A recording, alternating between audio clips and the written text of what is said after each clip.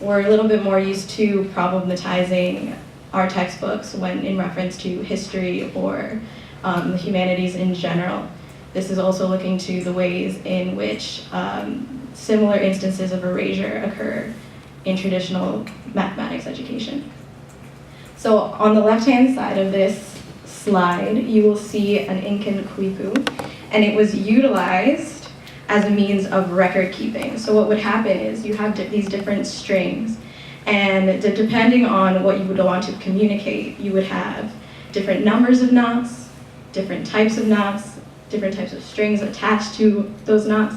So in this way, not a ton was known about the ways in which the Inca kept or utilized mathematics, although it is theorized that it was a mixture of qualitative and quantitative. So we can see that through the quipu, in which you use numbers of knots as well as types of knots to communicate certain records.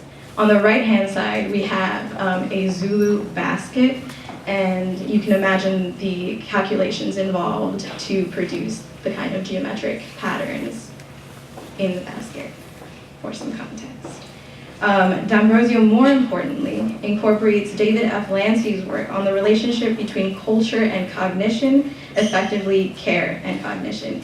And I put this in conversation with Freire in his Pedagogy of the Oppressed, in which he writes, quote, "One cannot expect positive results from an educational or political action program which fails to respect the particular view of the world held by the people.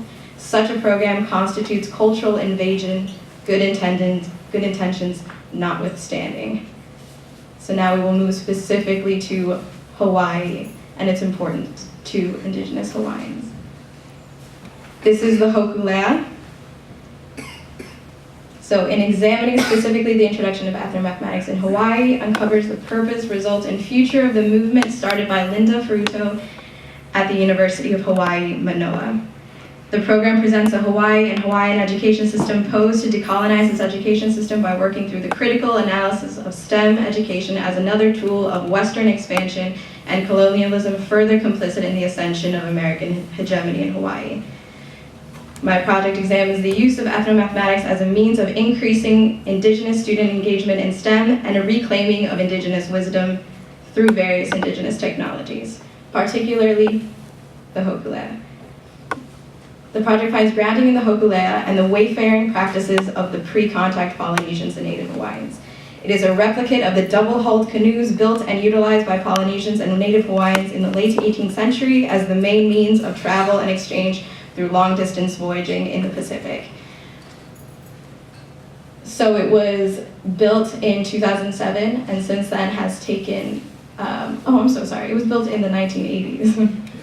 But in 2007, it was able to sail a long-distance voyage from Tahiti to Hawaii using only traditional wayfaring practices. In 2014, it actually traveled the length of the Earth, the world.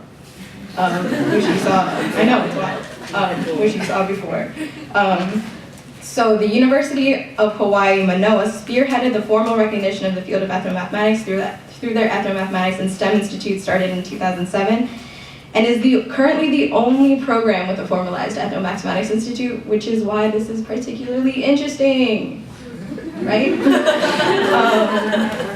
And focuses on ethnomathematics related to the general Hawaiian population. Its curriculum includes units such as Micronesian sand drawings, fishing for conics, and a splash of STEM through aquaponics. A few units in particular focus on ethnomathematics and indigenous technologies, most notably incorporating the hokulea, and has become a symbol or vehicle to, quote, explore culture-based indigenous models of STEM, which is a quote from the director, Linda Fruto. So, the hokulea did not rely on traditional tools such as a magnetic compass, and instead relied on tools such as the Hawaiian star compass and mental models of island locations. So during its worldwide journey and other journeys, it used instead methods of measuring angular heights, using hand measurements, essentially measuring distance from the equator. Okay, you ready for a math lesson? Yeah. Oh my God! Okay, do we recognize this image on the left? So that is Moana. That is Moana's hand, and that is Moana measuring the altitude of Orion's belt stars. Do you remember that from, I don't know if you saw the movie, but that happens. And then on the right-hand side, we have Nainoa Thompson, who is the director of the Polynesian Voyaging Society, and he's using his method of hand measurement to measure the angular height of the Polaris. And using hand measurements, he's able to therefore navigate the Hokulea. And we'll see more of this later. More hands, okay? So this is a picture that's showcasing the variety of degrees that you can approximate using your hand. So these are hand widths for range finding in the art of wayfinding. And then finally, even more, these ones are a little bit blurrier, but this is taken directly from a lesson plan in the Ethnomathematics Institute at the University of Hawaii in Manoa, and it is utilized to teach students trigonometry. How? I know. During this lesson plan, students are presented with a sailor who has gone overboard from the Hokulea and must decide whether to swim towards the Hokulea or its escort vessel. So the Hokulea travels with traditional means, as in there's no like technology that we would use today, like a GPS. But it does have an escort vessel just in case. Well, like, it's fine.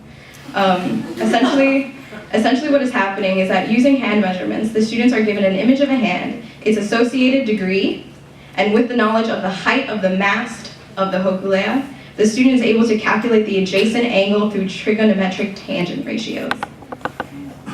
Right? With the help of Hokulea, right? So what happens is we utilize our hand to measure the angle associated with the corner A, right? Now we have the height of the Hokulea, that's given because we are well versed in sailing and know the height of our sail. And using our tangent ratios, we are able to then determine the side adjacent, so lowercase b, right? Kind of? Sure. Yeah. So, and then we're able to be like, oh, okay, so I need to swim this long to get over back to my boat. Kind of? Okay. So with the help of the Hokulea and an overboard sailor, we've learned geometry. Okay? So the introduction of ethnomathematics into private and public school curricula in Hawaii opens up a space for Indigenous Hawaiians to better engage with the STEM education, right? If we care, if we like it, if we find it interesting, we're better engaged, we have more agency in terms of where our education can take us. Although the work of ethnomathematics and Linda Fruto specifically does not focus on the Indigenous population, the use of the Hokulea and the curricula in progress at Kamehameha schools looks intentionally to Native Hawaiian histories and knowledge.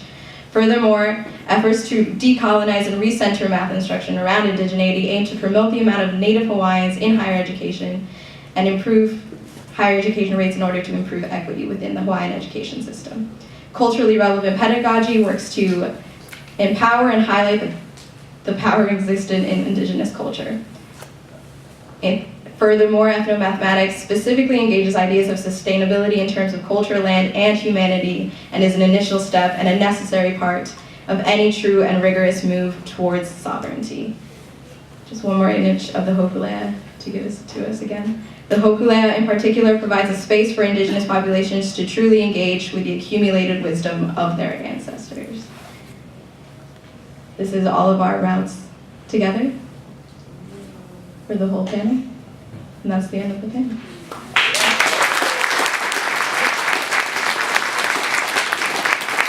If I didn't have to pay for this mic, I would drop it. Oh my gosh, April with the joke!